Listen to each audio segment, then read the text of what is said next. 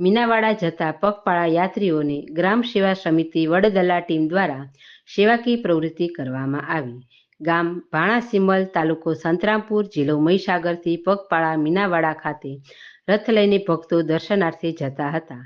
પગપાળા સંઘ બાલસિનોર નજીક પહોંચતા બાલસિનોર વિસ્તારમાં સેવાના નામે જેમની બોલબાલા છે તેવા તુલસીભાઈ પરમારને જાણ થતાં તેમની ટીમ સાથે પહોંચી ગયા હતા.